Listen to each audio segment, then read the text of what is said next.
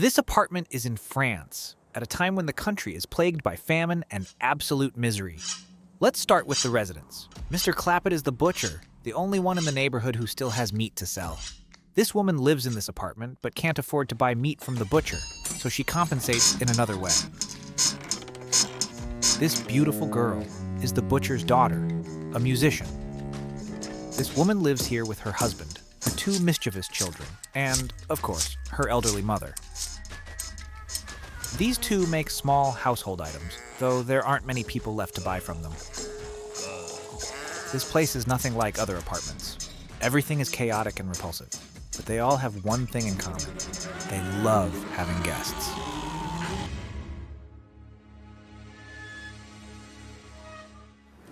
Lights, camera, action.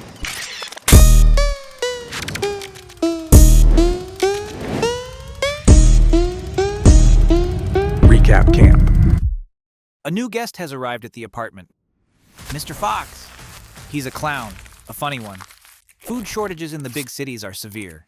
He saw the newspaper ad and came here looking for work. Mr. Clappett, proud, ruthless, and selfish, tells him he has the wrong address. Fox insists, and eventually the butcher agrees to give him the job but tells him he's too scrawny for the work. If he wants the job, he has to prove himself. Fox accepts. The butcher tells him the ceiling of one of the rooms needs painting. Some of the stairs have crumbled. Everything about this place is odd and strange. The next morning, Fox starts working. The two kids from the neighboring apartment see him. They belong to Unit 1 and live with their parents and their grandmother. Fox performs a few tricks, mesmerizing them. At the same time, Mr. Clappett's beautiful daughter, Julie, is coming up the stairs, pretty but clumsy. They exchange a quick greeting, and she rushes to her room. Just then, the mailman arrives with a package for Julie. As he climbs the stairs, Marcel tries to snatch the package from him. A fight breaks out, and all the neighbors rush out of their homes to see what's going on.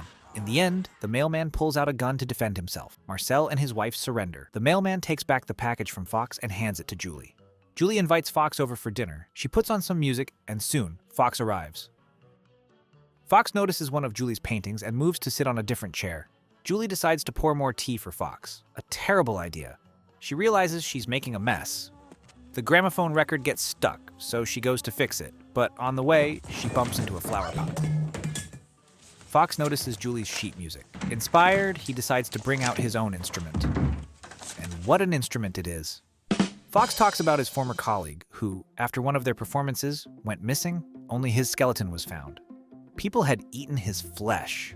Julie is at a loss for words. They start playing music together, and they're not bad.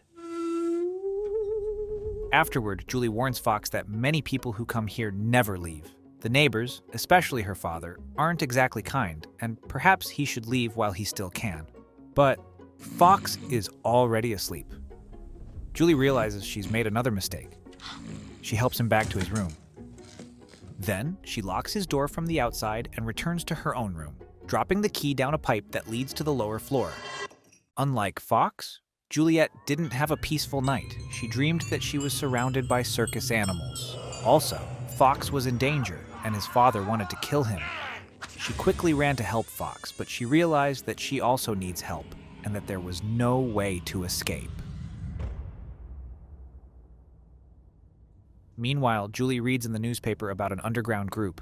That night, while her father is distracted, she sneaks into the sewers, hoping to find them. Julie discovers stacks of food sacks, but no people. Or at least... Suddenly, the group appears and they bombards her with questions. Confused and desperate, she shows them the bag of corn she had hidden. They are stunned. Julie tells them there are at least 10 full sacks of food stored in her father's basement. She only wants one thing in return: Fox's rescue. They agree. Julie returns home. As she climbs the stairs, a neighbor mistakes what she's holding for a coffee grinder, but things aren't that simple. She enters Fox's room, and ta-da! Fox tells her he was just working on a new magic trick. For a moment, Julie had thought something terrible had happened to him. Meanwhile, the underground group is already putting their plan into action. They finally manage to find the house and break into the basement. They notify the rest of the team, and the operation begins. The woman reads in the newspaper that one of Fox's performances is going to be aired on television.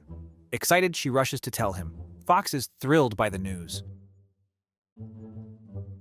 As Julie is coming down the stairs, she notices Fox's door is open, and she hears voices. She steps inside and sees Fox is totally engrossed in his sleight of hand tricks with that woman. Without saying a word, she leaves. Back in her room, Julie contacts the underground team.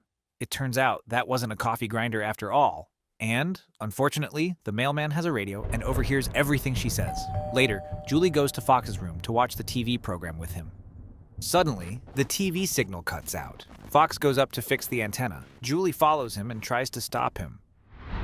The underground team has almost reached the surface. They enter the building and spot the staircase. They try climbing up through the garbage chute, but run into bad luck.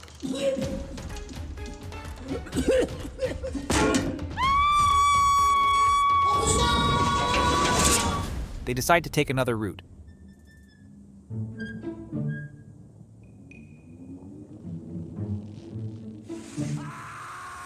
They reach Fox's door, break in, and trap him. The team scrambles to escape through the chimney before the neighbors arrive. Their mission is a success. Well, almost. They realize something is off. How the hell this happened? That woman's TV signal suddenly cuts out. She goes upstairs to check the antenna and notices Fox's door open. She steps inside, sees his TV is working just fine, and decides to stay and watch the program. That's when the underground team bursts in. Yep, that's how they screwed up. Let's get back to the story. The TV antenna was not damaged because of the storm. Fox is looking for the antenna on the roof. Julie begs him to stop and get back into the room. The butcher appears and attacks Fox. Fox rips the antenna from its place to defend himself. One of the neighbor's wives sees him struggling on the roof and assumes he's just trying to adjust the antenna. She keeps shouting, "Turn it! Turn it!" Fox is barely holding on. Then, suddenly, the TV signal clears up. Okay, no need to turn the antenna anymore. Fox is trapped. No way out. A few minutes earlier, the explosion somehow ends up saving Fox's life. This lady is known for her suicide attempts in the apartment. However, no one takes her seriously because none of them have been successful.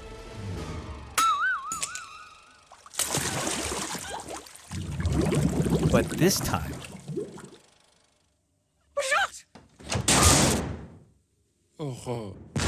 Mr. Clappett slips and falls down the side of the building until a few ropes catch him midair. Seeing Fox still alive, Julie rushes back to her room to tell the team they took the wrong person.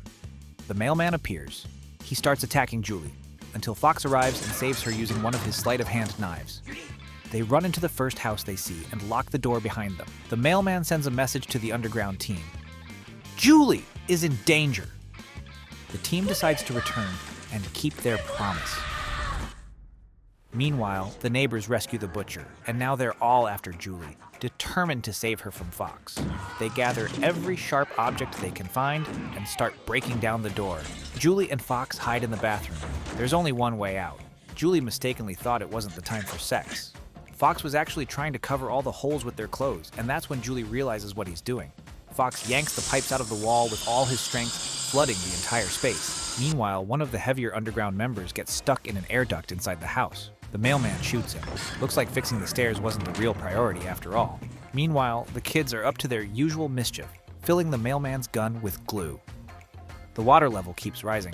Julie and Fox don't have much time left. They kiss. Maybe their first and last kiss. The residents finally break down the door and barge in. Water is pouring out from under the bathroom door, but they have no idea what's waiting for them on the other side.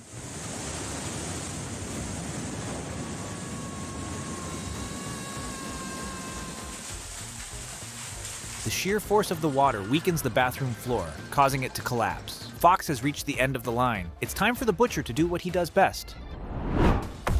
After all, the people in this house love their guests. And what could be fresher than human meat?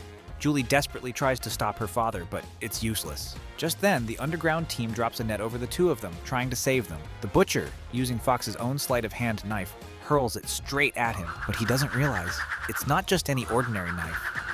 Bang! After all the chaos, Fox and Julie decide to start their own two-person band. Because Fox isn't just a guest anymore. Thanks for watching. If you liked the video, you know what to do.